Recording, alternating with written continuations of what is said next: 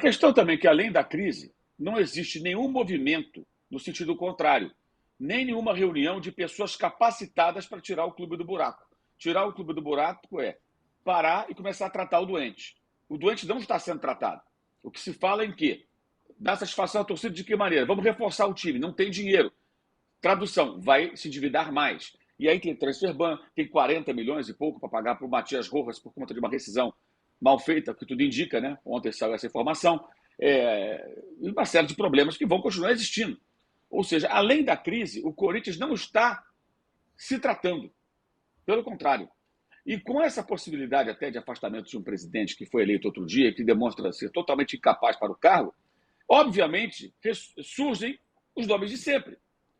Já dá entrevista aqui, amigo de um jornalista colar, né? O outro já dá espaço, repercute em tudo que esses caras falam como se eles fossem importantes, não são.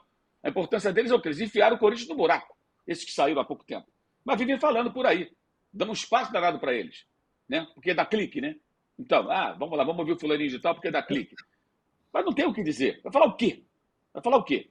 Falar como colocou o clube tão endividado no buraco? Então, acho que isso que é o pior. Não apareceu ninguém para salvar o Corinthians, para tirar do buraco. E tem gente que acha que é o Fred Luz que vai resolver. Nem que ele fosse o Batman, o Superman, viesse com uma capa voando. Não tem a menor chance.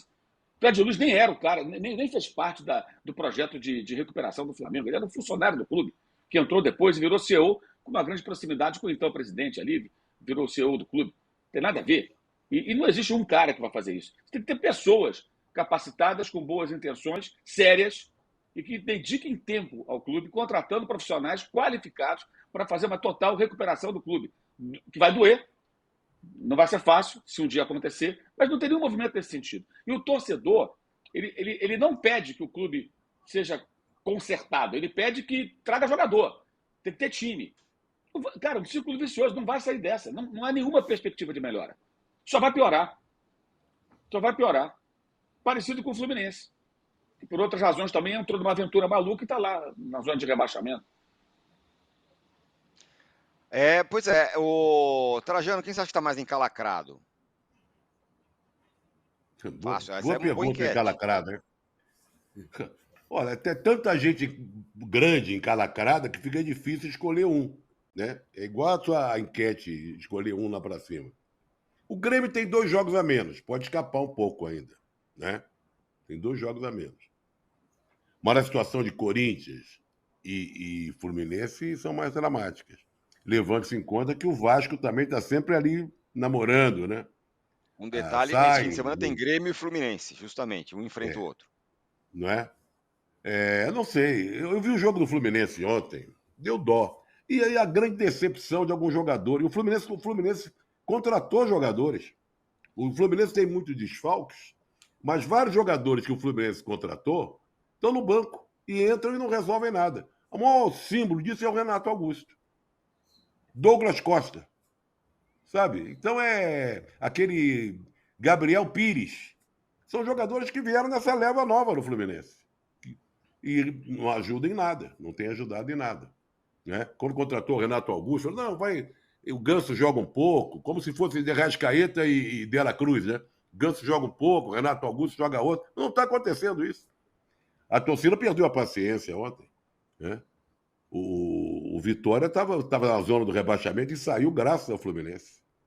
E o Corinthians, o Fluminense ainda tem jogador. O Fluminense ainda tem jogador. Se conseguir botar todo mundo em campo, o Arias, o André voltar, o Cano, que não faz gol há 10 anos, mas começar a fazer um golzinho, o Keno voltar a jogar. Há uma possibilidade do Fluminense voltar, melhorar e sair do buraco. Agora, o Corinthians eu acho muito difícil, porque não tem. Tem torcida que não é essa que invade, isso é um pedacinho de gente lá. Eu falo aquela torcida que paga o ingresso, que vai em Itaquera, não sei o quê, que prestigia, tenta empurrar o time. Então, eu acho a situação do Corinthians mais dramática. O Danilo está nos devendo quem é a personalidade que estava no cassino jantando ontem, mas é porque a gente não chegou ainda nos outros 8 mil likes. Estamos com 5,7 mil, nos aproximando do fim. Ele vai, mas mesmo assim, ele vai ser pressionado para falar quem era. Mas antes, Arnaldo, dá o seu pitaco sobre essa crise corintiana, por favor. Eu acho que a diferença, o Trajano estava comparando com isso Fluminense, eu concordo bem com a questão dele do Fluminense ter jogadores, ter elenco para sair dessa, mas não basta só elenco numa situação dessa. É preciso ter mobilização, comando, decisões corretas, né?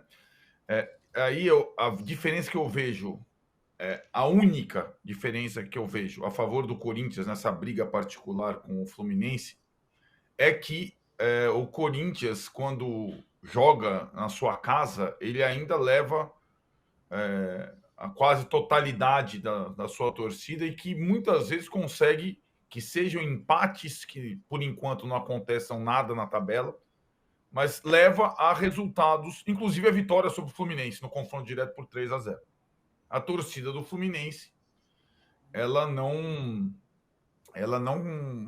entendeu ainda a situação, né? Então, a média de público do Fluminense é uma das mais baixas do campeonato. E o Fluminense jogou 3 partidas em casa, daquelas que você imagina na projeção do campeonato, para ganhar 9 pontos. Ele ganhou 1. Ele jogou contra Juventude, Atlético Goianiense e Vitória no Maracanã no intervalo de 1 mês. Ele fez 1 ponto desses 9. Ou seja, ele já não vai jogar contra esses adversários da parte de baixo em casa mais nesse campeonato. Então, essas são algumas distinções. Eu acho que os dois estão, na realidade, no mesmo buraco. A outra diferença, se a gente for levar em consideração o comando técnico, o Fluminense acaba de trocar o treinador. A interinidade do Marcão vai durar até o momento em que o Fluminense começar a perder mais jogos. Mas a outra, né, Arnaldo? A outra é essencial, né, Arnaldo? A outra é essencial. O Fluminense não está em meio a uma crise moral e nem virou caso de polícia. Claro. Nem virou... Isso é uma diferença. Essa é a maior das diferenças. Claro. Mas o que eu estou dizendo é que o Corinthians ainda não trocou o treinador no Brasileiro. Sim. E muitas vezes toma essa decisão por conta né?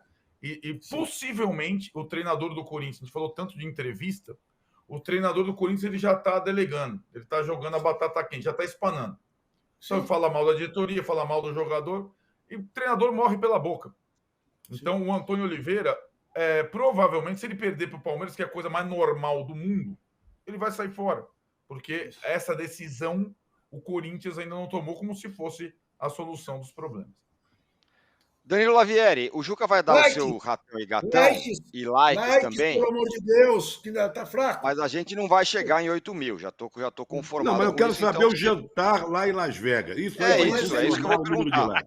Com like ou sem like, quem era o cara que estava jantando lá? Eu posso desconfiar, mas por favor, fale.